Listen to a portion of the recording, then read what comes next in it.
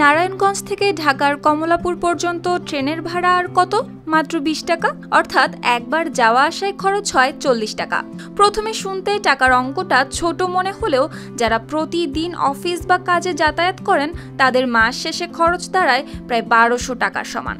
আর এই খরচটাই অনেক সময় তাদের কাছে হয়ে যায় বড় বোঝা।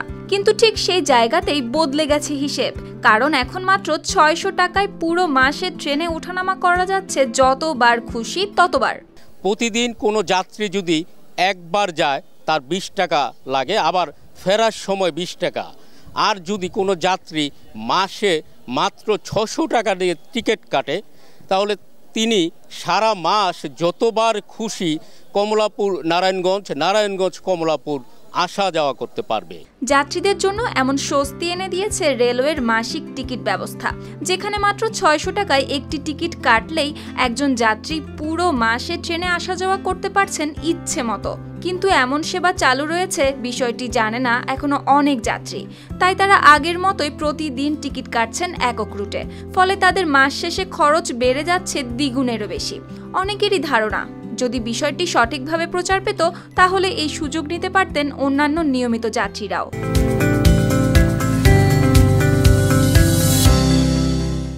এমনি আসা যাওয়ার টিকিট প্রতিদিন 20 টাকা করে, আসা যাওয়া যাইতে 20 টাকা, আইতে 20 টাকা। কিন্তু একটা সুবিধা আছে যে মাসে আমরা 600 টাকা দিলে যত আসা এবং যাওয়া যায় আর কি।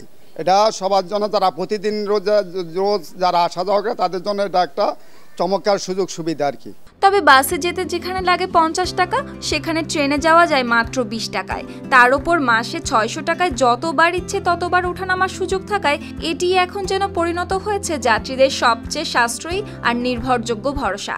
বাসের থেকে ট্রেনের টিকিটের দাম খুবই কম।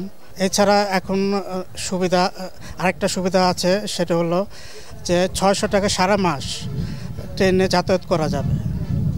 এটা আমাদের জন্য নিম্ন আয়ের মানুষদের জন্য খুবই সুবিধাজনক। বর্তমানে প্রায় 80 জন নিয়মিত যাত্রী ভ্রমণ করছেন এইভাবেই।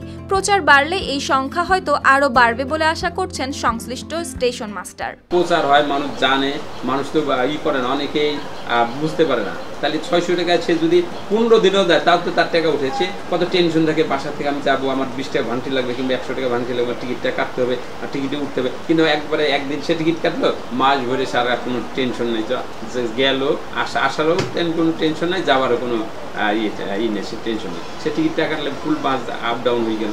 আর এটা প্রচার হইলে আরো মানুষ বাড়বে। আগে প্রথম তো 20টা 15টা, তারপর আস্তে আস্তে এখন 80টা, যে আরো বাড়বে। অল্প খরচে নিশ্চিন্ত ভ্রমণের এই সুযোগ অনেকের দৈনন্দিন জীবনে এনেছে স্বস্তি। আর তাই দিন দিন ঢাকার পথে ট্রেনই হয়ে উঠছে তাদের সবচেয়ে পছন্দের যাত্রা সঙ্গী। News desk, RTV।